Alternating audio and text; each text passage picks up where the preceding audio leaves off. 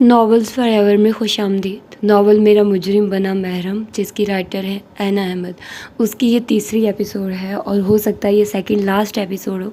इसके बाद जो एपिसोड आएगी वो लास्ट हो, ठीक है। तो आइए जल्दी से स्टार्ट करते हैं इस पार्ट को बगैर किसी देर के। मामा मैं घर आ गया। सरवत बेगम लॉन में माली से कांड छांड करवा रही थी जब ज़मरान भागता हुआ उसके गले जा लगा और हमेशा की तरह उन्होंने उसे हवा में उठाकर गाल पे प्यार किया। ये तो उनकी रोज़ की आदत थी। वो हमेशा स्कूल से आता और वो उसे हवा में उछाल कर प्यार करती। उन्हें कोई फ़र्क नहीं पड़ता था कि वो 10 साल का हो चुका है। उसका वज़न और कद इस हिसाब से बढ़ रहा है। उनकी उसके लिए मोहब्बत ही इतनी थी कि ये सब चीज़ें उनके लिए मायने ही नहीं रखती थी। आ गया मेरा प्यारा बेटा। उसे नीचे उतार कर उन्होंने उसके फिर से गाल चूमे। आखिर इकलौती औलाद थी, इसीलिए तो सरवत बेगम के अंग अंग से उसके लिए मोहब्बत छलकती थी कि कोई दूसरा मोहब्बत को बांटने वाला नहीं था। जी मामा, और बहुत भूख भी लगी है, ज़मरान ने बेचारगी से पेट पे हाथ रखते ही कहा। हर बार ऐसा ही होता था। वो जब स्कूल से आता था, आते ही भूख का राग अलापने लगता था। हाँ, सरवत बेगम उसके अतावलेपन पे हंसी। चलो फिर आओ, आज मैं अपने बेटे को स्पैगेटी बना कर देती हूँ और माली बाबा सिर्फ इन्हीं पौधों की काट छांट कीजिएगा, बाकी इनको रहने दे। वो माली बाबा को हुक्म सादिर करती ज़मरान का हाथ पकड़कर अंदर चली आई। मामा इसको स्पैगेटी क्यों कहते हैं? वो स्पैगेटी बनाने की रेसिपी पे कमेंटेटरी कर रहा था। उसको उसके बनाने का तरीका हर्फ ब हर्फ याद था, लेकिन रोज़ाना ही कोई ना कोई सवाल उसके जहन में आता था और वो पूछ कर सरवत बेगम का या तो सर खाता या उन्हें हंसने पे मजबूर कर देता, क्योंकि ये चाइना में बनी थी। वो पेन में चम्मच हिलाते हुए उसके बेतुके से सवाल का बेतुका सा जवाब दिया। तो क्या चाइना में बनने वाली हर चीज़ को स्पैगेटी कहते हैं? उसके मासूमाना सवाल पे सरवत बेगम का बेख्तियार कहका पड़ा था।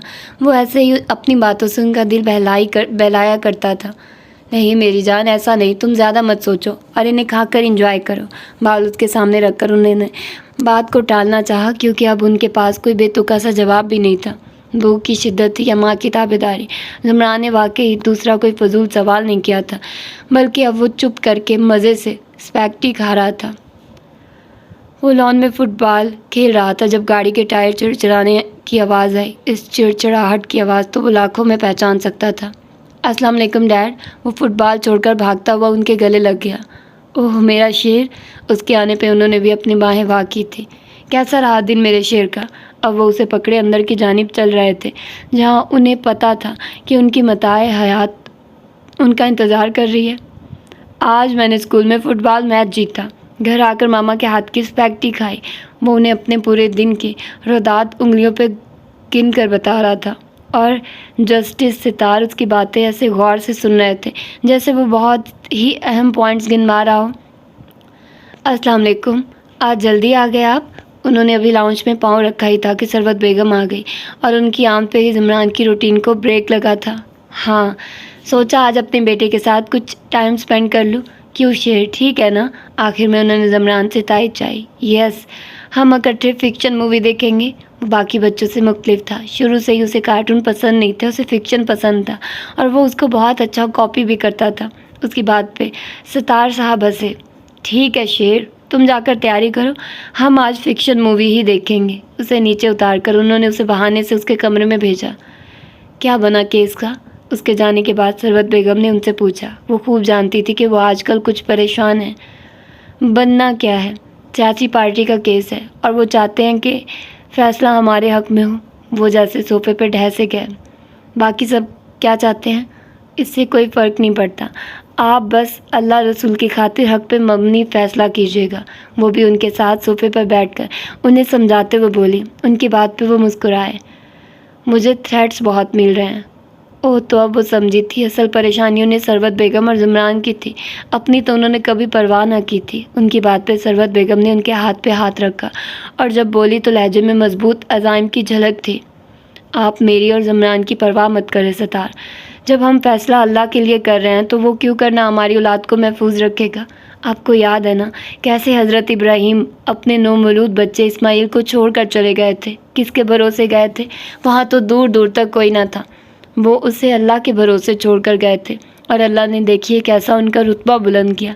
हमें भी वक्ती आजमाइश ज़रूर है, लेकिन मेरा ईमान है कि अगर हम इंसाफ के तकाज़ों को पूरा करेंगे तो हमारा साथ अल्लाह देगा। सितार बेगम एक फ़ख्रिया नज़र अपनी बेगम पे डाली थी।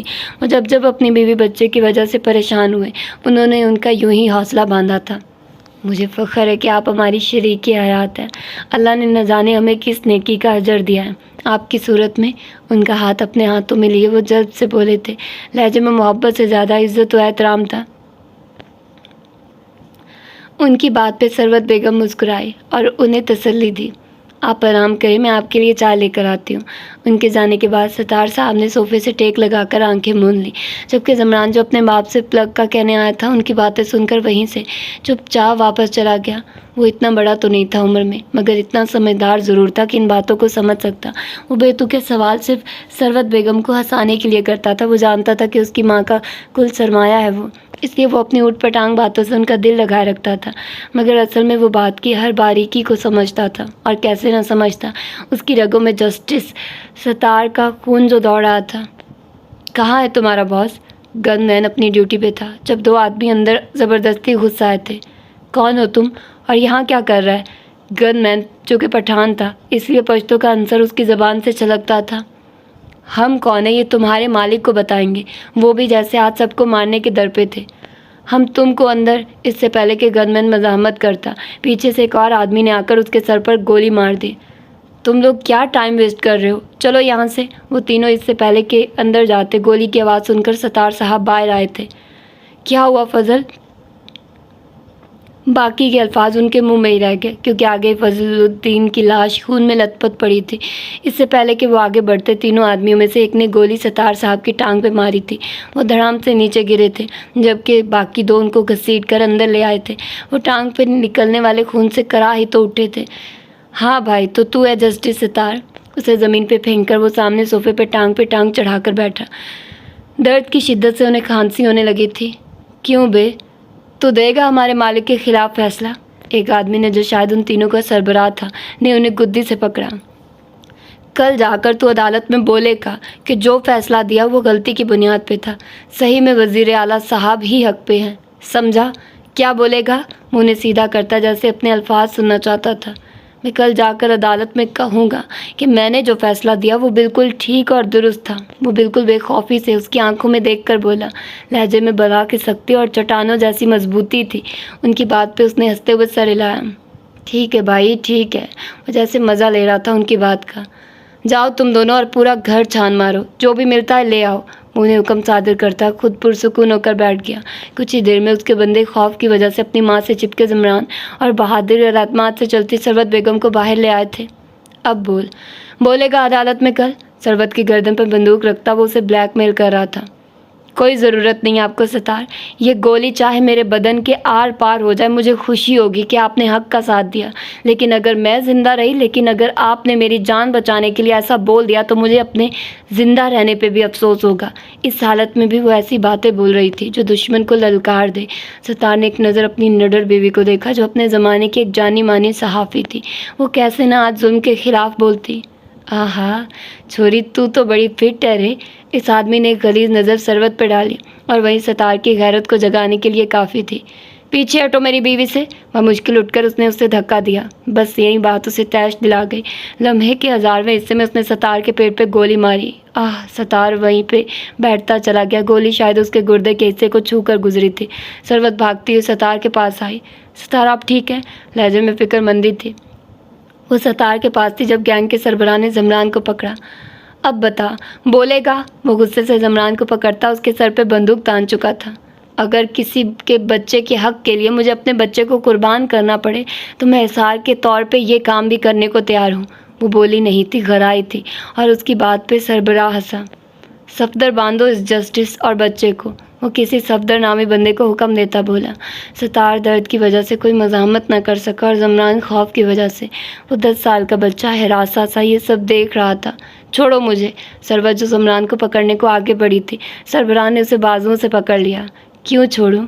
तू तो वो बुलबुल जिसको पकड़कर छोड़ने का दिल तो किसी काफिर का भी ना करे। वो उसे पीछे से बाजुओं के घेरे में लेता उसके कान में बोला। साफ पता चल रहा था उसकी नीयत ख़राब हो चुकी थी। सर काम हो गया, सफदर और दूसरे आदमी ने उसे इतला दी। तेल छिड़क जस्टिस पे, आज इनका इंसाफ का भूत मैं उतारता हूँ। सरवत को बालों से पकड़कर उसने हुक्म दिया। आह, दर्द की शिद्दत से ना चाहते हुए भी उसके मुंह से कराह निकल आई। सितार भी नीम बेहोशी में था, उसका जहन जैसे माफ हो रहा था। देख जस्टिस, अपनी बीवी की इज्जत लुटती देख, खोल अबे उसकी आंखें। सरवत के चेहरे को हाथ से पकड़कर उसने उसकी शर्ट फाड़ दी, जबकि सफदर सितार की आंखें ज़बरदस्ती खोल कर रखी थी। वो बेबस अपनी आंखों के सामने अपनी बीवी की इज्जत लुटती देख रहा था, लेकिन उसके जिस्म में इतने सख्त नहीं थे कि उठ सके। आखिर में जब वो अपनी हवस पूरी कर चुका तो सफदर का को इशारा किया तो उसने लाइटर ऑन करके सितार के करीब किया। अब तुम दोनों एक दूसरे की मौत देखो। जेब से चाकू निकालकर उसने सरवत के पेट में कहीं वार किए और उसी वक्त सफदर ने लाइटर जस्टिस की तरफ उछाल दिया।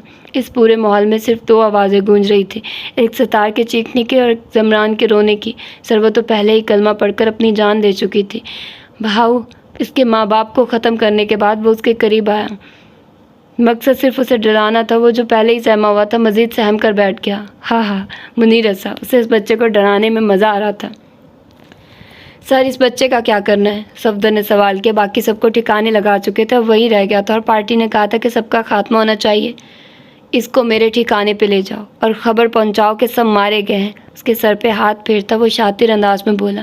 सफदर उसके हुक्म की तामील करता उसे मुनीर के ठिकाने पे ले गया, जबकि पीछे मुनीर ने सब ओके का कहने के लिए पार्टी को कॉल की। शाम हो गई है, जमरान को उसके कमरे में छोड़ा। मुनीर सफदर को हुक्म देता अपने कमरे में गुम हो गया। ऐसा ही हो रहा था जब से वो उसके घर आया था।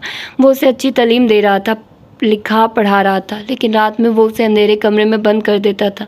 मकसद सिर्फ ये था कि वो अपने हर डर को ख़त्म कर सके, उससे लड़ सके। वो रोता था, बिलखता था, अपने माँ बाप को याद करता था और वो हर बार यही बात कहता था कि तेरे माँ बाप बुरे लोग थे, मैंने उनको ख़त्म कर के दुनिया पे एहसान किया।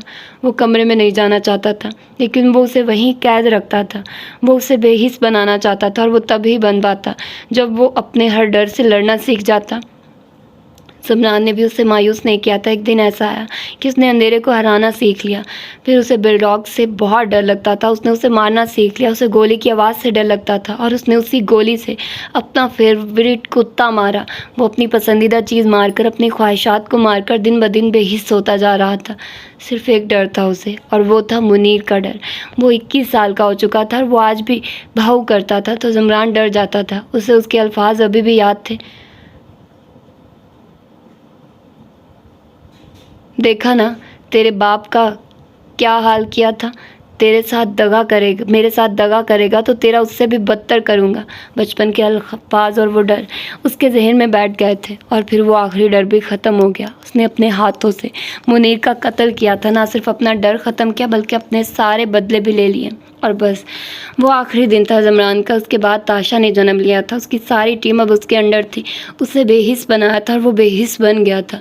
इस दुनिया में इंसाफ नहीं, इंसाफ करने वाला सिर्फ मरता है। बस यही बात उसके जहन में थी और वो उसी के नक्शे कदम पे चलता रहता अगर उसे अबिहा न मिलती, बल्कि उसे अबिहा की शक्ल में एक रास्ता मिला था। वो सोच चुका था वो बहुत जल्द सब छोड़ देगा। वो अबिहा से प्यार नहीं इश्क करता था और उसके लिए वो सोच चुका था वो सब छोड़ देगा। लेकिन बुराई कहाँ जान छोड़ती है। आपका माजी आपके साथ जुज़्बा हो जाता है जिसे दुनिया की कोई ताकत अलग नहीं कर सकती। अस्सलाम वालेकुम। वो घर आया तो नूर सामने सजी सवरी सी उसका इंतज़ार कर रही थी। ये भी शायद दिल का हुक्म था कि वो जब भी घर आए वो उसे सजी सवरी मिले और वो उसकी हदायत पे तब से अमल कर रही थी। वालेकुम अस्सलाम। कैसा रहा दिन?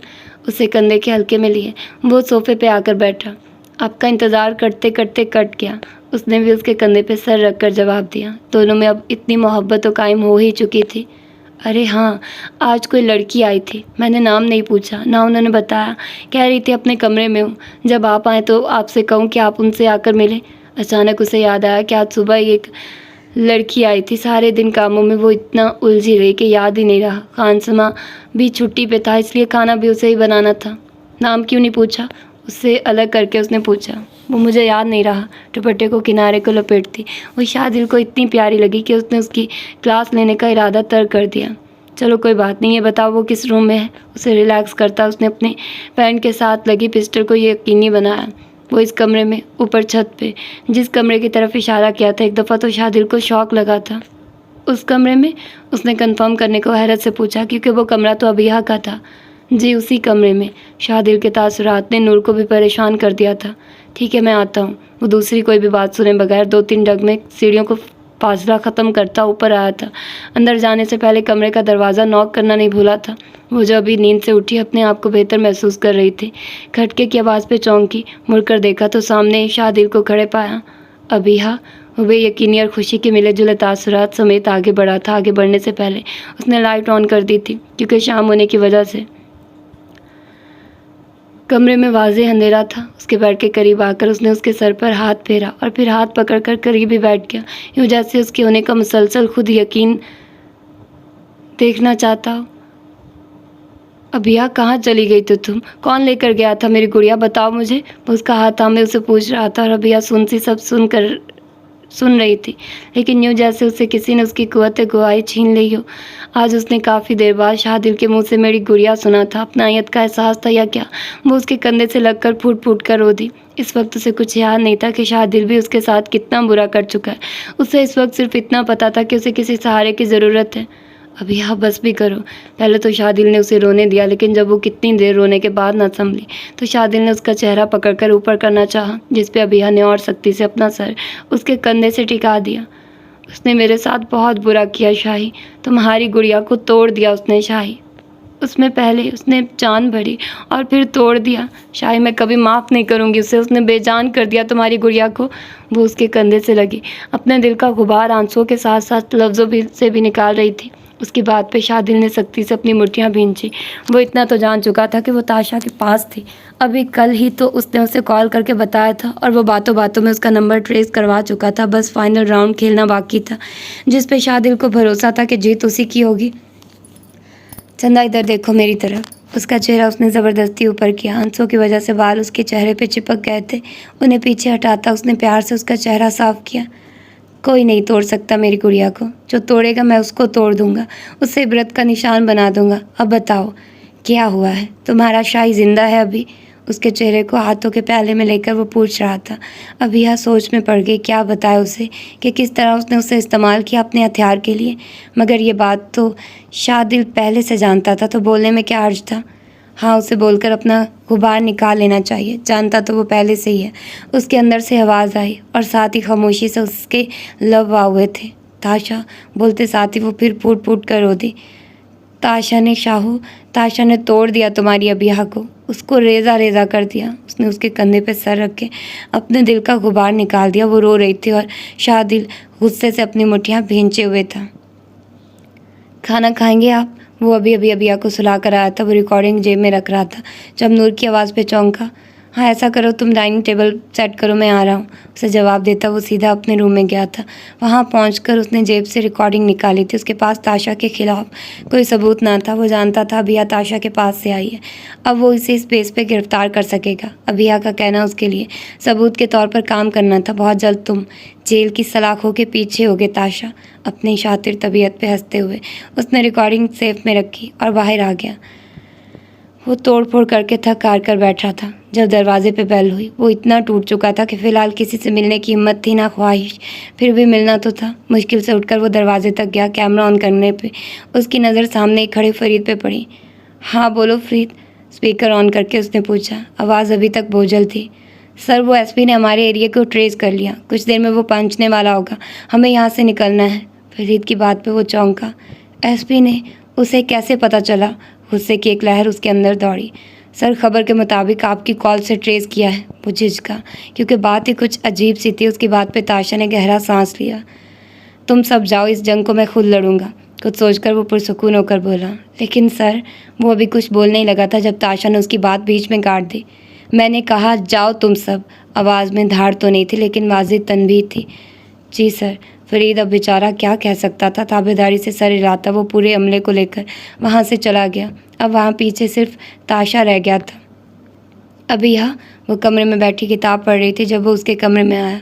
उसके आने पे उसने एक नज़र उससे देखा। वो सामने ही सिविल ड्रेस में खड़ा बेहद हैंडसम लग रहा था, लेकिन अबिया को उसकी हैंडसमनेस ने क्या, उसका दिल तो ज़ुमरान का असीर था। इसलिए तो इतना सब कुछ होने के बावजूद दिल हमक हमक कर उसके मासूम होने की गवाही देता था। हाँ बोलो शाहू। निगाहें अब दोबारा और आग पे थी। ये अलग बात है कि अब उन पे ध्यान नहीं था। क्या हर वक्त तुम किताबों में सर दिए बैठी रहती हो? चलो उठो, कहीं बाहर आउटिंग पे चलें। उसके हाथ से किताब साइड पे रखकर वो उसके हाथ पकड़कर उठा रहा था। शाह, मेरा दिल नहीं कर रहा। चलोगी तो दिल भी करेगा ना। चलो शाबाश, जब से आई हो ऐसे ही बैठी हो। उसे ज़बरदस्ती खींच खांच कर वो बाहर ले ही आया था और अबिहा की नाना के बावजूद वो उसे गाड़ी में बिठाकर अब ड्राइव कर रहा था। हमने नूर को क्यों नहीं लिया? वो दोनों अब कदरे सुनसान जगह पे आ गए थे जब अबिहा को ख्याल आया। बस मैं चाहता था कुछ देर हम अकेले स्पेंड करें। था तो वो पुरसुकून, लेकिन अबिहा को पता नहीं क्यों वो नॉर्मल नहीं लग रहा था। कुछ मशकूक सा अंदाज था उसका। वो साथ होती तो अच्छा होता। बाहर के मनाजिर को देखते हुए वो बोली। सुई अभी भी वहीं पे अटकी थी। छोड़ो ना ये सब, क्या बातें लेकर बैठ गई हो? उसने ड्राइविंग करते हुए उसका हाथ पकड़ लिया और यहीं अबिहा को खतरे की घंटी महसूस हुई थी। उसके बोलने से पहले उसने उसका दूसरा हाथ भी पकड़कर उन पे हथकड़ियाँ लगाकर अपनी सीट की बैक सीट से टेक लगा ली। ये क्या कर रहे हो? अबिहा शॉक्ड सी चीखी। सॉरी अबिहा, पर यह ज़रूरी है। उसे हैरत में छोड़कर उसने गाड़ी स्टार्ट कर दी, जबकि अबिहा चीखती चिल्लाती रह गई। पर वहाँ असर किसे था? हाँ जवाब, टीम लेकर पहुँच रहे हो? वो अब फ़ोन कान से लगाए जवाब से राब्ते में था। Yes sir, I am probably there. जवान ने उसे इन्फॉर्म किया। वो अलग गाड़ी में बाकी की पुलिस फोर्स के साथ था। ठीक है, फिर मैं 5 मिनट में पहुंच जाऊँ। कोशिश करना मेरी गाड़ी के पीछे ही तुम्हारी गाड़ी हो। ओके सर, जवाब के कहते उसने लाइन डिस्कनेक्ट कर दी, जबकि अब यह शौक सी सब कुछ समझने में कासिर थे। वो तब से अपने घर के बाहर ऊंची जगह पर बैठा एसपी का इंतज़ार कर रहा था। अपने अंदरूनी घर जिसमें वो सिर्फ रहता था कि वो पहले ही आग लगा चुका था। बाहर से सारा सामान उसके बाशिंदे पहले ही इकट्ठा करके लेकर जा चुके थे और वो बिल्कुल अकेला अपनी जंग लड़ने को तैयार था। एक बंदूक हाथ में, 2 उसकी पैंट्स में फंसी थी, एक चाकू उसकी पैंट के नीचे पिंडी के साथ लगा था। मुख्तसर ये कि वो थोड़ा ही सही पर आखिरी सांस तक लड़ने को तैयार था। वो अपनी सोचों में गुम था जब उसे दूर से आती एक गाड़ी दिखाई दी। वो आंखें बंद करके भी पहचान सकता था कि यह एसपी की गाड़ी है। एक मुस्कुराहट उसके लबों को छू गई। तो यानी ये भी अकेला आया लड़ने को? अपने ख्याल पे खुद ही हंसता वो उसे देख रहा था। वो अब कार से निकलकर पैसेंजर सीट का दरवाज़ा खोलकर किसी को बाहर निकाल रहा था। ताशा हैरत से बाहर निकलने वाले को देख रहा था और बाहर निकलने वाली हस्ती को देखकर वो यकीनन शॉक्ड हुआ था, बल्कि उससे ज़्यादा शौक वो उसे के निकाले जाने के तरीके पे हुआ था। अबिहा, उसके लबों ने हल्की सरगोशी की। कहाँ हो ताशा? बाहर निकलो, देखो अपने जूलियट को कैसे तड़प रही है। वो अबिहा के गर्दन पे चाकू रखता हुआ चीखा और ताशा शॉक्ड सा ये सब मंजर देख रहा था। उसकी मताए हयात, उसकी जिंदगी यूँ तड़प रही थी। पहले उसने सोचा कि ये कोई ट्रैप हो, लेकिन नहीं, अबिहा की आंखों से निकलने वाले आंसुओं ने उसे अपना ख्याल झटकने पर मजबूर कर दिया। बाहर आओ ताशा, वो एक बार फिर से दहाड़ा और बस सबको बेबस करने वाला अपनी बीवी के आगे बेबस हो गया। अपने पास से सारी बंदूक निकाल कर वो सिर्फ एक बंदूक ले गया। मेरी बीवी को छोड़ो एसपी। मुझे कमज़ोर मर्द के ताने देने वाले खुद कितने कमज़ोर निकले। मुझे पकड़ने के लिए एक औरत को हथियार बनाया। वो बंदूक को हाथ में लिए आगे बढ़ रहा था। इरादा यही था कि किसी तरह शादिल के चाकू वाले हाथ पे गोली मारकर उसे गिरा सके ताकि अबिहा महफूज हो जाए। वो क्या है नताशा, तुमने सुना तो होगा, everything is fair in love and war. मैं भी उसे ही फॉलो कर रहा हूँ। पहले से और ज़्यादा मजबूती से उसने अबिहा की गर्दन को पकड़ रखा था। उसकी बात पे वो हंसा। देखो, तुम्हारा बदला मुझसे है, अबिहा से नहीं। अब बेवकूफ़ मत बनो और उसे छोड़ दो। मर्दों की तरह लड़ो। मुझे पता है कि तुम उसे कोई नुकसान नहीं पहुंचाओगे। आफ्टर ऑल वो ना सिर्फ मेरी बीवी है बल्कि तुम्हारी कज़न भी तो है ना। और तुम एक ज़माने में मोहब्बत करते थे उससे। अब वो उसे अलग तरीके से ट्रैक पे ला रहा था, इस तरह कि वो अबिहा को छोड़ दे। ओह, तो तुम्हें ऐसा लगता है कि मैं इसे कोई नुकसान नहीं पहुंचा सकता? आओ तुम्हें छोटा सा डेमो देता हूँ। कहते साथ ही उसने अबिहा की शहरक के साथ हल्का सा कट लगाया और खून की एक धार बह निकली। ताशुत उसका खून देखकर, उसकी तकलीफ से आई आंखों की नमी देखकर तड़प ही गया था। फ़ौरन सरेंडर करता हुआ बोला, ठीक है मैं सरेंडर करता हूँ। वो फ़ौरन बंदूक को नीचे करता हुआ बोला। इतने में पुलिस के हॉर्न बजे थे और जवाद अपनी वैन में फोर्स को लेकर आया था। अबिहा के मुंह पे शादिल का हाथ था, वरना वो ताशा को ज़रूर रोकती, उसे चीख चीख कर कहती कि मरने दो उसे, लेकिन इस दोगले इंसान के आगे खुद को सरेंडर मत करो। मगर उसकी आवाज़ उसकी बेबसी और आंसुओं के साथ ही बह गई थी। आंखों को मीच कर उसने अपने सामने अपने मगरूर शौहर के गरूर को टूटते देखा था। अरेस्ट करो इसे। वो बंदूक नीचे रख चुका था, हाथ पीछे सर के साथ बंधे थे। जब शादिल ने जवाद को हुक्म दिया और वो हुक्म की तामील करता उसके पास आया था और उसके हाथ में हथकड़ी बांधता उसे वैन तक लेकर जा रहा था। ताशा चाहता तो उन सबको ही आसानी से हैंडल कर सकता था, लेकिन वो मजबूर था। और आज पहली बार उसकी जान उसकी कमज़ोरी बन गई थी। शादिल के पास से गुजरते हुए उसने एक गहरी और मुस्कुराती नज़र अभिया पर डाली, जिसकी आंखों में उसके लिए परेशानी और तकलीफ़ वाज़ेह थी। उसकी आंखों में आज उसने पहली बार अपने ज़ख्म की तकलीफ़ नहीं, बल्कि ताशा के गुरूर टूटने की तकलीफ़ थी। वो नम आंखों से उसे देख रही थी।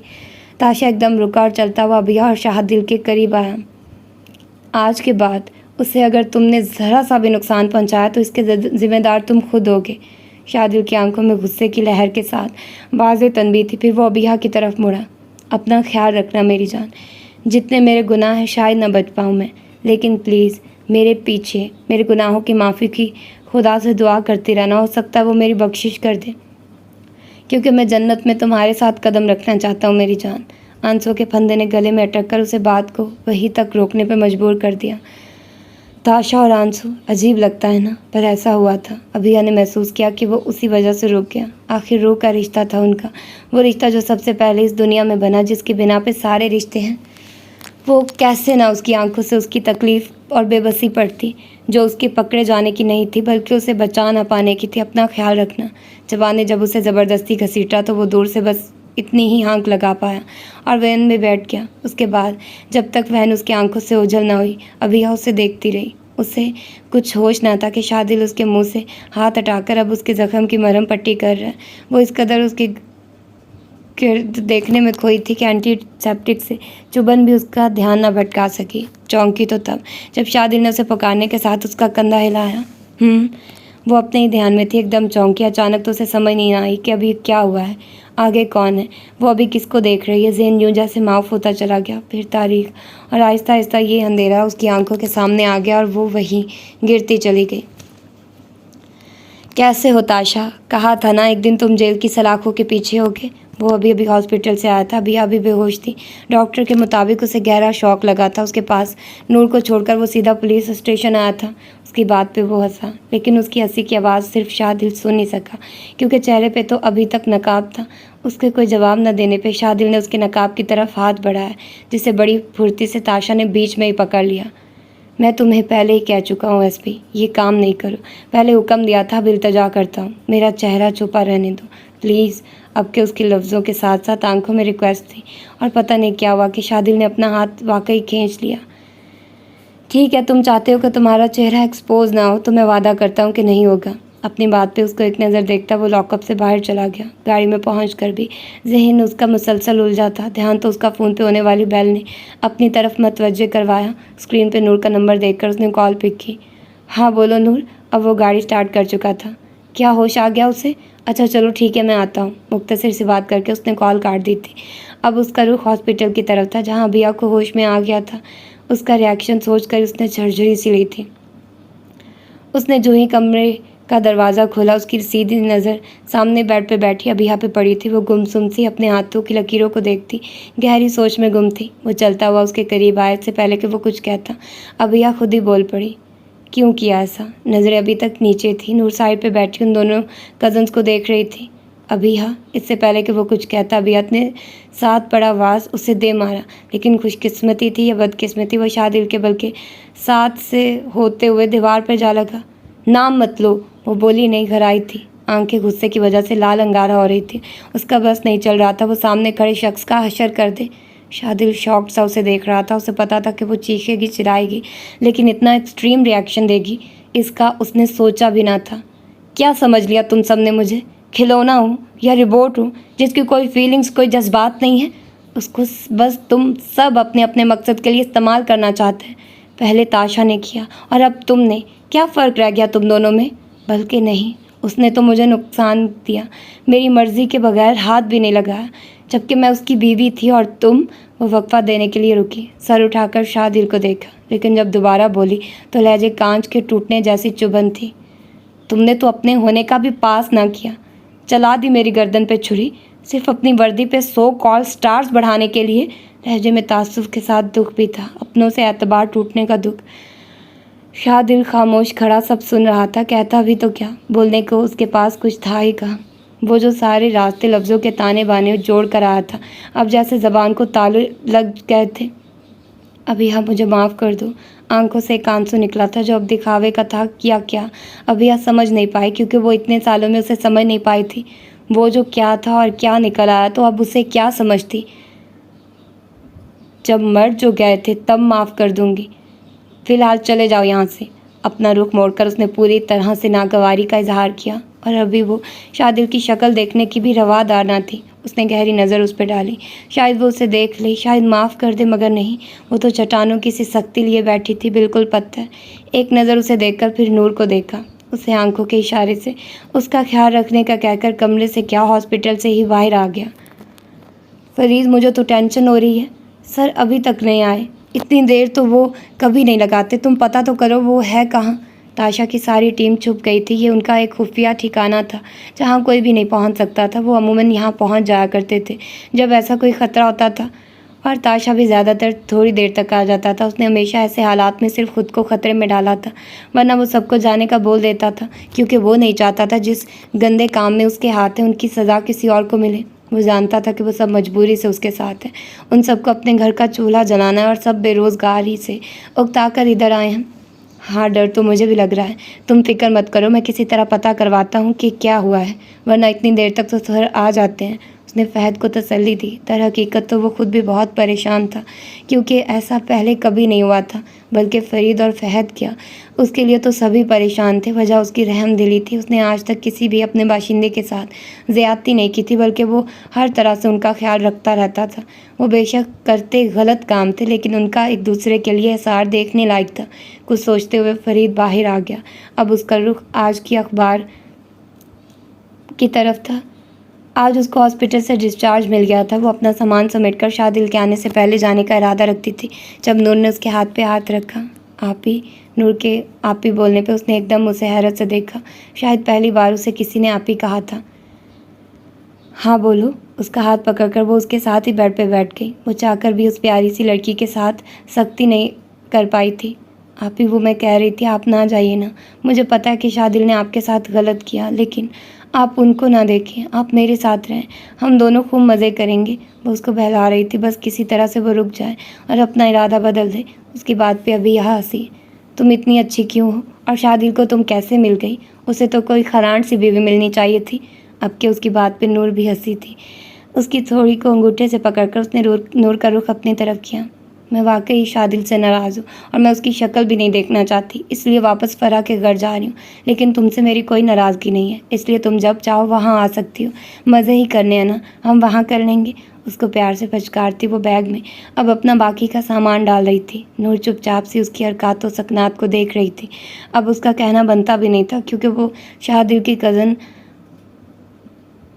और ताशा की बीवी थी तो रहमदिल और अच्छी, लेकिन खून और मट्टी के असर में उसमें ज़िद का अंसर खूब आया था। अच्छा चलो, अब मैं चलती हूँ, और शादिल को नहीं बताना कि मैं कहाँ हूँ। ये हम दोनों का सीक्रेट है, और वैसे भी उसे भी थोड़ा ख्वार होने दो, ओके? पहाड़ प्यार से उसके गाल को छूती वो बोली। नूर ने मुस्कुराकर इस बात में सर हिलाया, यूँ जैसे उसकी बात को हिफ्ज़ कर लिया। अभिया उसकी तरफ मुस्कुराती नज़र डालकर कमरे से बाहर निकल गई। अब उसका रुख फरा के घर की तरफ था। क्या सर को पुलिस ने पकड़ लिया? फरीद अभी अभी बाहर से आज का अखबार लेकर आया था, जिसमें वाज़ेह अल्फाज में पहले पेज की सुर्खियों में ये खबर छपी थी। फहद और बाकी लोग हैरत से अखबार को देख रहे थे, क्योंकि खबर ही ऐसी थी। ताशा और गिरफ्तार तो मुतज़ाद चीज़ें। वो जो भी काम करता था इतनी सफाई से करता था कि कोई पकड़ ही नहीं पाता था, और अब वो कैसे गिरफ्तार हो गया था, ये हैरत अंगेज़ बात थी। ये सब कैसे हुआ? क्या हुआ था? क्या था वहाँ? सबसे पहले होश फहद को आई थी। फरीद के पास आकर उसने उसे झंझोड़ते हुए पूछा। वो सब उसके मुंह से सुनना चाहता था, क्योंकि इतना वक्त नहीं था कि अखबार तफसील से पढ़ता, बल्कि यकीनन जो अखबार में लिखा था वो ऊपर की रिपोर्ट थी, बल्कि फरीद अंदर की रिपोर्ट से वाकिफ़ था। उसका चेहरा इस बात की चुगली खा रहा था। उसने एक गहरा सांस लिया और फिर मनोअन सारी बात बता दी जो उसे पुराने ठिकाने से मौसूल हुई थी। सिर्फ वो था जो अभिया के बारे में जानता था, क्योंकि निकाह के गवाहों में वो शामिल था। इसके अलावा वो ताशा के पास से भी बाखूबी वाकिफ़ था, क्योंकि वो पुराने गैंग के बाशिंदों में से एक का बेटा था। उसे ताशा के साथ जो हुआ उसका दिली अफसोस था, इसलिए तो वो उसका ख़ास बंदा था। इतना अरसा ताशा के करीब रहकर वो उसको काफ़ी हद तक समझ चुका था। अब क्या होगा? सारी बात सुनकर सब लोगों को परेशानी ने आन घेरा था। कुछ भी था, वो सभी ताशा से बहुत प्यार करते थे और इस तरह उसका पकड़े जाना उनके लिए किसी शौक से कम नहीं था। होना क्या है, मैं करता हूँ कुछ, अब जो भी करना है मुझे ही करना है, बस तुम लोगों को मेरा साथ देना होगा। उन सब की तरफ एक नज़र डालकर उसने अपना हाथ आगे किया, यूँ जैसे कह रहा हो जिसको मंजूर है आ जाओ मैदान में। उसकी नज़रों का मफ़हूम समझकर सब ने बारी बारी अपने हाथ ऊपर रखे थे और एक ज़बान होकर बोले, वी आर विद यू। इतना सब कुछ हो गया और तुमने मुझे बताना भी गवारा ना किया। अभिया ने रो रो कर उसे सारी कहानी बताई थी कि किस तरह किस्मत से ज़्यादा उसके अपने लोगों ने उसे डसा था। उसकी सारी बात सुनकर तो फरहा को सांप सूंघ गया था। शादिल इस हद तक चला जाएगा ये बात फरहा ने सोची भी नहीं थी। उसे पानी का गिलास पकड़ाकर उसकी पीठ पे हाथ फेरकर उसने उसे हौसला दिया। वो खुद भी बहुत परेशान थी। मुझे खुद कुछ समझ नहीं आ रहा था, सब इतना अचानक हुआ कि समझ ही ना सकी। आंसू थे कि पलकों की बाढ़ को तोड़कर बाहर आ रहे थे। तुम परेशान मत हो, सब ठीक हो जाएगा। उसका हाथ पकड़कर वो उसे दिलासा दे रही थी। आखिर को वो उसकी अजीज़ जान दोस्त थी। तुम ही बताओ मुझे क्या करूं मैं। बेबसी अबिया के रोम रोम में अया हो रही थी। अभी तो उसे कोई अपना मिला था। अबिया मैं जानती हूँ शादिल और ताशा दोनों ही तुम्हारे साथ बहुत गलत किया, बल्कि बहुत ज़्यादा गलत किया, लेकिन जो बात मुझे सोचने पर मजबूर कर रही है तो वो तुम भी सुनो कि शायद तुम्हारे लिए फ़ैसला आसान हो जाए। उसका हाथ थाम कर वो बोली, कैसी बात? देखो अबिया, शादिल भाई ने तुम्हें वाकई सिर्फ मकसद के लिए इस्तेमाल किया, लेकिन अगर तुम ताशा के बारे में ऐसा कहो तो मेरे ख्याल से वो गलत है। तुम्हें पता है ना, वो तो तुम्हें पहले भी तुम्हारा महरम के नाम से ख़त लिखते थे। अगर उसे कुछ करना होता तो वो तब भी तुम्हारे साथ गलत कर सकता था, लेकिन नहीं, उसने तुम्हें अपनी बीवी बनाया। लेकिन इसके बाद क्या तुम्हें हाथ लगाया कभी, तुम्हारी रजामंदी के बगैर? फरहा की बात पे उसने नफ़ी में सर हिलाया, क्योंकि ये बात तो सच थी कि वाकई उसने उसे कभी उसकी इजाज़त के बगैर नहीं छुआ। यही बात तुम्हें समझाने की कोशिश कर रही हूँ।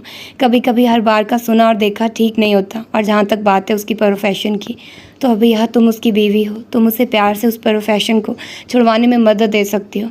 और इससे भला क्या होगा कि एक आदमी की ज़िंदगी संवर जाए। अपनी बात को वहीं से जोड़ती वो उसे समझा रही थी, उन बारीकियों के बारे में जो उसने सोची ही नहीं थी। अब मैं क्या करूँ? वो वाकई अब समझने लगी थी उसकी बात। अव्वल तो तुम्हें छोड़कर उसे आना ही नहीं चाहिए था। तुम उससे पूछती, बात को क्लियर करती। ये घर आने वाला तुम्हारा फैसला गलत था, लेकिन ये मैं हूँ थर्ड पर्सन, इसलिए ये चीज़ समझ रही हूँ। अगर उस वक्त तुम्हारी जगह मैं होती तो शायद मैं भी वहीं करती, लेकिन अब तुम्हारे पास वक्त है। तुम सोचो और समझ कर फैसला करो। अब तुम्हें किसके साथ खड़े होना है, क्योंकि यही तुम्हारे फैसले का वक्त है। मैं तुम्हारे लिए कुछ खाने को लेकर आती हूँ। उसका हाथ थपथपाकर वो किचन की तरफ चल दी, जबकि पीछे अबिया के लिए एक नए सोच का जहान आबाद हो गया था। सर अब ताशा का क्या करना है? उसे गिरफ्तार किए उन्हें 2 दिन हो गए थे और अभी तक आगे कुछ सदबाब नहीं किया था। करना क्या है? केस स्टार्ट करो, आज ही वकील को बुलाओ और कोर्ट की तरफ से नोटिस भेजो। वो पेपर वर्क करता जवाद को साथ हदायत दे रहा था। सर बाहर आपसे कोई मिलने आया है। अभी वो थोड़ा सीधा हुआ था कि कांस्टेबल ने उसे बाहर किसी के आने की इत्तला दी है। कौन है? अबरू अचकाकर पूछा। सर कोई ताशा के हवाले से आया और उससे मिलना चाहता है। कांस्टेबल की बात पे शादिल ने पुरसोच निगाहों से उसे देखा। ठीक है, उसे अंदर भेजो। उसे अंदर भेजने का हुक्म देकर उसने जवाद को बाहर जाने का इशारा किया। वो यस सर कहता भी बाहर गया ही था कि दरवाजे से फरीद अंदर आया। सलाम सर। ब्लू शर्ट के नीचे ब्लैक पैंट, महजब लहजा। वो कहीं से भी किसी गुंडे का साथ ही नहीं लग रहा था। वालेकुम अस्सलाम। उसे बैठने का इशारा करके वो खुद भी सीधा हुआ। मैं यहाँ ताशा से मिलने आया हूँ। क्या लगते हैं आप उनके? मैं उनका दोस्त हूँ। कुछ संभल कर वो पुरएतमाद लहजे में बोला। ठीक है, मैं कांस्टेबल को कहता हूँ आपको ले जाएगा। ये उसका राइट था, जिसे शादिल चाह कर भी इनकार नहीं कर सकता था। अमजद को आवाज़ देकर उसने उससे फरीद को लीड करने को कहा। Thank you sir. उठते हुए भी उसका शुक्रिया अदा करना ना भूला था। शादिल सर हिलाकर जवाब दिया। वो कमरे से बाहर गया तो शादिल की नज़रों ने उसका दूर तक पीछा किया था। सलाम बॉस। वो सलाखों के आर पार बैठे ताशा से मुखातिब था। तुम यहाँ क्या कर रहे हो? वो धाड़ा। सर मैं यहाँ से आपको निकालने आया हूँ। मैं नहीं निकलना चाहता, मैं सज़ा काटना चाहता हूँ अपनी। वो गुस्से से उसे घूर रहा था। अभी यहाँ भाभी के लिए भी नहीं सर। उसकी बात पे वो एकदम हंसा, यूँ जैसे अपना ही मजाक उड़ा रहा हो। वो तो मेरी शक्ल भी नहीं देखना चाहती। नहीं सर ऐसा नहीं है, वो आपकी मुंतज़िर हैं। क्या मतलब? फरीद की बात पे वो चौंका। ताशा के पूछने पे उसने मुलाकात बतानी शुरू की जो वो अभी यहाँ से करके आया था। कौन आया है? वो उठकर कमरे से बाहर आई थी जब हमीदा ने उसे किसी के आने का बताया। पता नहीं, तुम्हारा पूछ रहा है। ड्राइंग रूम में बिठाया मैंने। आ जाओ। फरहा ने भी लाइलमी का इजहार किया था। दोनों आगे पीछे चलती ड्राइंग रूम में दाखिल हुई थी। अस्सलाम वालेकुम मैम। अभी यहाँ के आने पर फरीद ने उठकर सलाम किया था। वालेकुम अस्सलाम। अभिया ने अचंभे से उसे देखा, जैसे उसकी शक्ल याद करने की कोशिश कर रही हो। मैं सर ताशा के अंडर काम करता हूँ। उसकी बात पे अभिया ने इस बात में सर हिलाया। आप बैठिए। साथ ही उसे बैठने का भी बोल दिया। कुछ हकीकतें हैं जिन पर से आपके लिए पर्दा उठना बहुत ज़रूरी है। अब वो असल मुद्दे पे आया। फ़रा और अबिया दोनों ने एक दूसरे को देखा। बताइए, आखिर हिम्मत करके फ़रा ही बोली थी। दरअसल मैं आपको सर के बारे में कुछ बताना चाहता हूँ। और फिर उसने शुरू से लेकर आखिर तक ताशा के माजी के बारे में एक एक बात बता दी थी। उसकी बात सुनकर अबिया कितनी देर तो जैसे अपनी जगह से हिल ही ना पाई। इतना जुल्म, अब उसे समझ आ रहा था वो इतना जालिम क्यों था, क्यों इतना बेहिस करार दिया जाता था। क्योंकि उसकी तरबियत ही ऐसी की गई थी, और तरबियत तो ऐसी चीज़ है जो खून पे भी भारी होती है। फिर वो कैसे ना संगदिल बनता। अब वो अपना रवैया याद कर रही थी, कैसे वो उसे धुतकार आई थी। उसने कहा था कि वो उसे समझे, लेकिन नहीं, वो नहीं समझ पाई थी। एक आंसू टूटकर उसके गाल पे लड़खा था। क्या आप अब भी चाहती हैं कि उन्हें सज़ा हो? कमरे में मुकम्मल खामोशी थी, जिसे फरीद की आवाज़ ने तोड़ा। अभी आंसू बहा रही थी। कुछ हकीकतें इतनी जानलेवा होती हैं कि उन्हें ज़हन मानता भी वक्त से ही है। अभिया के साथ भी कुछ यही हो रहा था। फ़रा ने प्यार से उसके हाथ पे हाथ रखा, जैसे उसे बोलने के लिए हिम्मत दी हो। नहीं, नहीं चाहती। मुझे ताशा के पास जाना है। मैंने बहुत गलत किया उसके साथ फ़रा। उसे सफाई का मौका तक नहीं दिया। रोते हुए वो अपना एहतसाब कर रही थी, उन सब गलतियों का एहतसाब जो उससे सरजद हो गई थी। बस कर दो अबिया, इंशाल्लाह ज़मरान भाई जल्द हमारे साथ होंगे। फ़रा उसे बहला रही थी, जबकि फ़रीद खामोशी से सब देख और सुन रहा था। अब उसके बोलने का फ़ायदा भी ना था, क्योंकि वह जिस मकसद के लिए आया था वो तो हो चुका था। फ़रीद की सारी बात सुनकर भी उसका चेहरा सपाट था। तो ज़मरान साहब वो भी उनमें से है जो हक़ाइक़ जानकर तुम पे सिर्फ तरस खाते हैं, क्योंकि अगर मोहब्बत होती तो तुमसे आकर पूछती। ये तो फ़कत तरस है। उसके दिमाग में अजीब कशमकश थी। नहीं ज़मरान, वो तुमसे मोहब्बत करती। अगर ना करती तो बात ही ना सुनती, तुम्हारे नाम पे ही आग बगोला हो जाती। लेकिन नहीं, उसके दिल में तुम्हारे लिए मोहब्बत है तो तुम्हें स्पेस दिया ना। दिल उसे अपने दलाइल से मना रहा था। सर, उसके सोचों का इर्तिकाज़ फ़रीद की आवाज़ पे टूटा। क्या हुक्म है फिर? पहली पेशी पे ही आ जाना। मैं नहीं चाहता कि मैं अदालत में जाऊं। ताशा की बात पे फ़रीद हंसा। Okay boss. बिना किसी बात के वो आगे बढ़ गया, क्योंकि वो दोनों जानते थे अब उन्हें क्या करना है। नाजरीन, आपको खबर देते चले कि मशहूर टेररिस्ट और स्मगलर जिसकी दहशत पूरी दुनिया में फैली हुई है, उसे एसपी शादिल ने गिरफ्तार कर लिया है। आपको बताते चलें कि एसपी शादिल ने अपनी मेहनत और बहादुरी के सबब वो काम कर दिखाया है जो कोई इससे पहले नहीं कर सका। खबर के मुताबिक कल उनकी अदालत में पहली पेशी है, जिसमें ना सिर्फ उनके चेहरे को बल्कि उनके इलीगल वर्क्स को भी बेनकाब किया जाएगा। रिपोर्टर पहले पूरे इन्हमाक से अपडेट दे रही थी, और अभी यहाँ उसे लग रहा था उसका दिमाग माउफ होता जा रहा है। वो गुस्सा जो उसे शादिल पे था वो अब नफरत में बदलता जा रहा था। फ़ौरन जूता पहनकर उसने मोबाइल पकड़ा और बाहर पोर्च की तरफ भागी। कहाँ जा रही हो?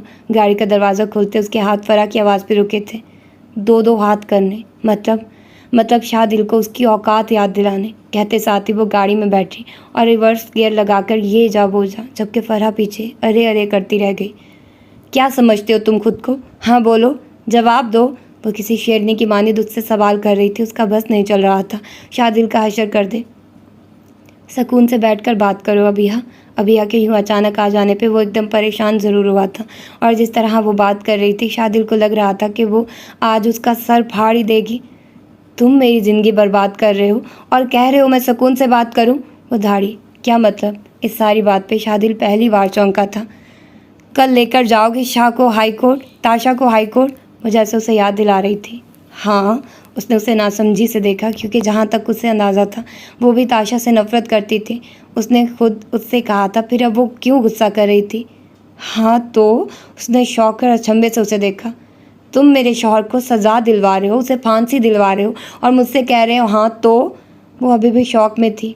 तुम्हारे साथ उसने इतना बुरा किया और तुम यहाँ आ गई हो उसकी हमायत करने। अब वो भी खड़ा हो गया था। टेबल पे हाथ रखकर वो उसे याद दहानी करवा रहा था। तुमसे तो अच्छा है और ढेर अच्छा है। जो भी करता है डंके की चोट पे करता है, और तुम भिगोड़े हर मुश्किल वक्त में मुझे छोड़कर जाने वाले, बल्कि नहीं, हर मुश्किल वक्त में मेरा इस्तेमाल करने वाले। उसकी एक एक अदा से मेरे लिए अकीदत छलकती थी, और तुमने क्या किया? मुझे ही हथियार बनाकर डाल दिया। तुम चाहते हो मैं उससे इसलिए नफ़रत करूं क्योंकि वो ऊपर से बुरा है। ठीक है, वो गलत काम में इन्वॉल्व है, लेकिन तुम्हारी तरह नहीं है। वो अब ये सब छोड़ना चाहता था, लेकिन नहीं, तुम जैसे लोग कभी अच्छे को अच्छा बनने ही नहीं दोगे, कहकर वो रुकी नहीं थी, चली गई थी, जबकि शादिल के लिए नई सोचों के दर खोल गई थी।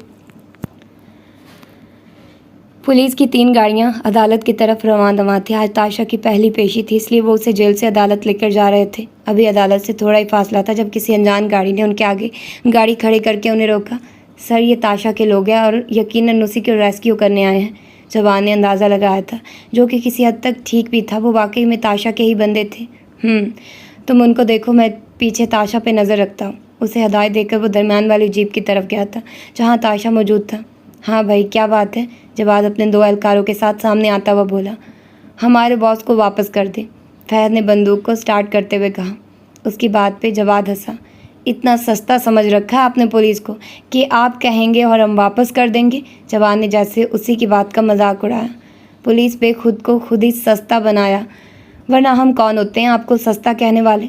उसकी बात पे जवाद में गुस्से की लहर दौड़ी थी। इससे पहले कि वो कुछ बोलता, पीछे हवालदार की आवाज़ आई। सर, ताशा एसपी साहब को जख्मी करके भाग गया है। जवाद शॉक सा मुड़कर भागा था। ताशा पास लगी झाड़ियों में गया था। वो अभी इतना दूर नहीं था, वो उसे यहाँ से भी देख सकता था। इससे पहले कि वो उस तक पहुँचता, गोली की आवाज़ चली थी और साथ ही किसी के गिरने की आवाज़ आई थी। वो भागकर उस तक आया था। फ़ौरन सीधा करके देखा तो गोली ताशा के दिल के आर पार हो चुकी थी। वो औंधे मुँह लेटा था और खून पानी की तरह झाड़ियों में जज्ब हो रहा था। जवान ने गुस्से से गोली चलाने वाले की तरफ देखा, क्योंकि ये एक सीरियस मामला था। वो कोई छोटा मोटा चोर नहीं, बल्कि सबसे बड़ा क्रिमिनल था। लेकिन जो मंजर उसने मुड़कर देखा वो उसको हैरान करने को काफ़ी था। शादिल बंदूक को पकड़े खड़ा था। उसके सर से खून बह रहा था, जो उसके ज़ख्मी होने की निशानी था।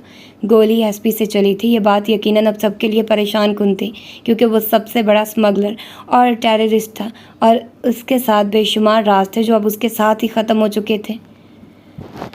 वो शीशे के सामने खड़ी बाल बना रही थी। 2.5 साल गुजर गए थे, लेकिन उसकी खूबसूरती में कोई कमी नहीं आई थी। वजह उसके शौहर की मोहब्बत थी, जो वो अब तक समेट रही थी। बाल बनाने के बाद ब्रश को साइड पे रखकर उसने घड़ी की तरफ देखा। शाम के 7 बज चुके थे, पर वो नदारुद गुस्से से पास पड़ा मोबाइल उठाकर फ़ौरन कॉल मिलाई, जो कि दूसरी बेल पे ही उठा ली गई थी। कहाँ हैं आप? गुस्सा नाक पे था, और क्यों ना होता, उठाने वाला जो था। फरा को लेकर घर ही आ रहा हूँ, तुम रेडी हो जाओ, हॉर्न दूंगा, बाहर आ जाना। वो फ़ौरन अगला लाया अमल तैयार कर रहा था। ओके। अपने अजीज़ जान शौहर की बात पे वो मुस्कुराती हुई कॉल बंद करके वार्डरोब की तरफ बढ़ी। अभी वो वार्डरोब खोलकर खड़ी अपने लिए कुछ पहनने को तलाश कर रही थी, जब उसकी नज़र पीछे पड़ी शर्ट पे पड़ी। शर्ट को हैंगर से उतारकर उसने आहिस्ता से हाथ में पकड़ा। ये वो शर्ट थी जो आखिरी दफ़ा ताशा ने पहनी थी। एक आंसू टूटकर उसकी आंखों से गिरा था। उसके कॉलर पे हाथ फेरते हुए उसका जहन माजी यादों में खो सा गया था। नाजरीन, आपको बताते चले कि ना सिर्फ पाकिस्तान के बल्कि दुनिया के नंबर 1 स्मगलर और टेररिस्ट एसपी शादिल की गोली से हलाक हो गए। इत्तला के मुताबिक उन्होंने एसपी शादिल पे हमला करके भागने की कोशिश की थी। पुलिस ने उनको रोकने के लिए गोली चलाई, जो बदकिस्मती से उनके सीने के आर पार हो गई।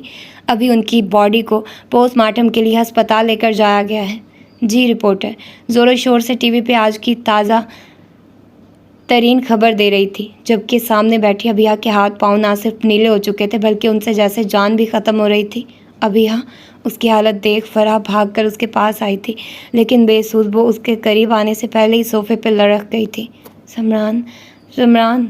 वो बेहोशी में ही मुसलसल ज़मरान का नाम ले रही थी। डॉक्टर उसे नींद का इंजेक्शन लगा गए थे।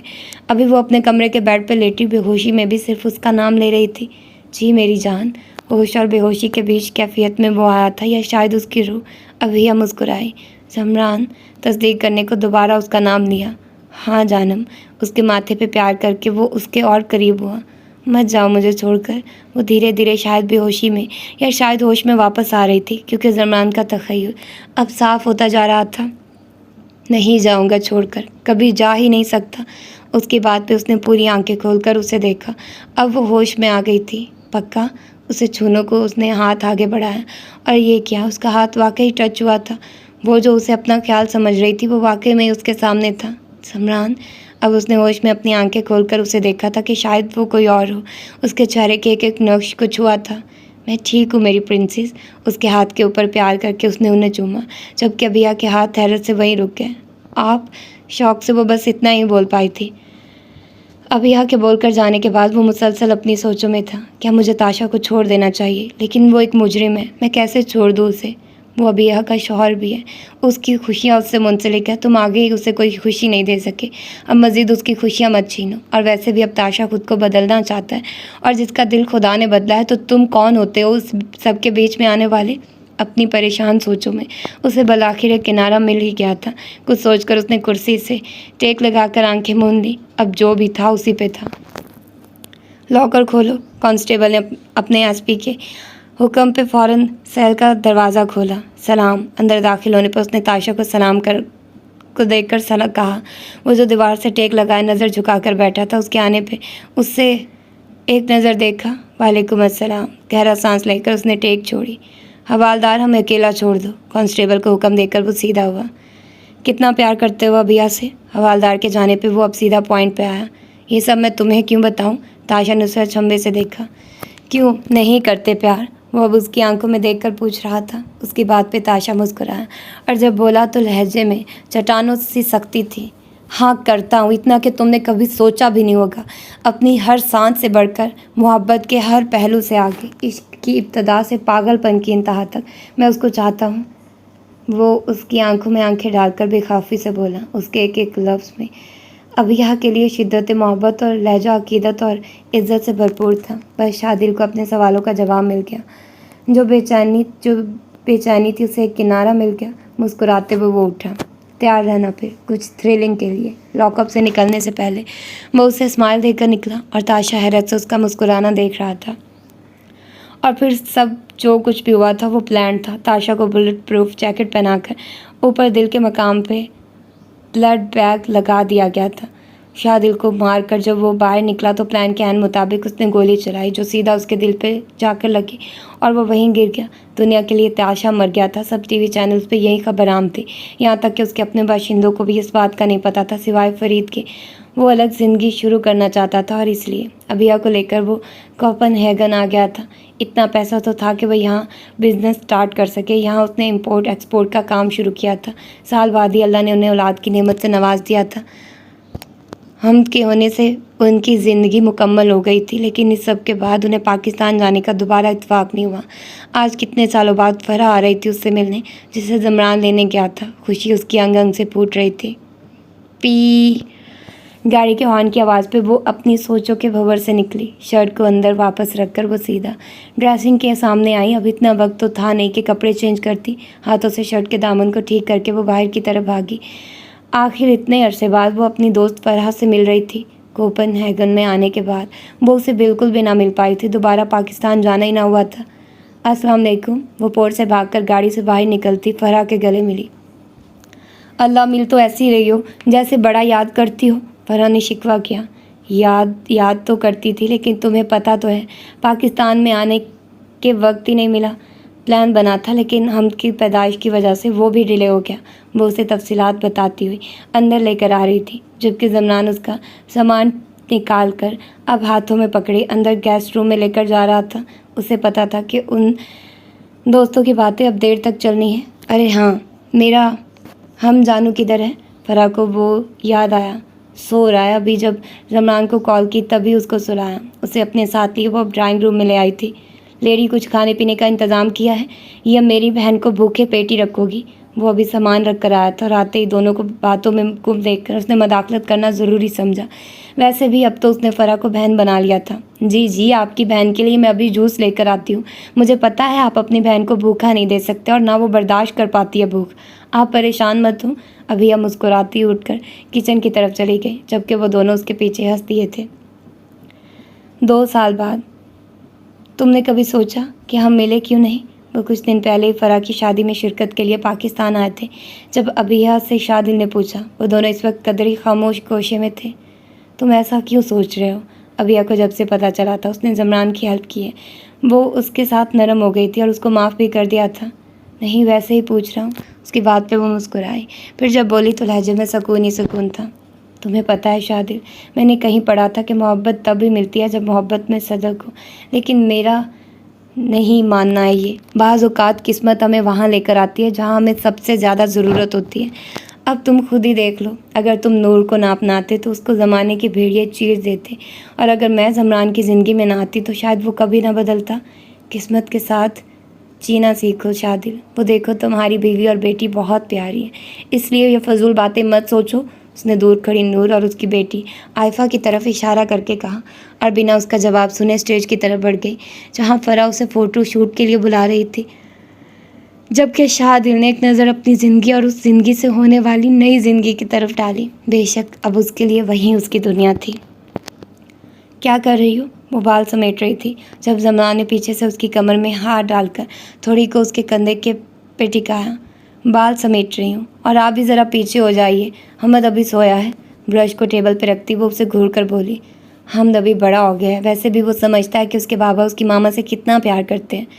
मैं सोच रहा हूँ अब हमद की एक ना समझ सी बहन ले आएँ। उसके कंधे पे होंठ रखते हुए वो उसे अपना प्लान बता रहा था।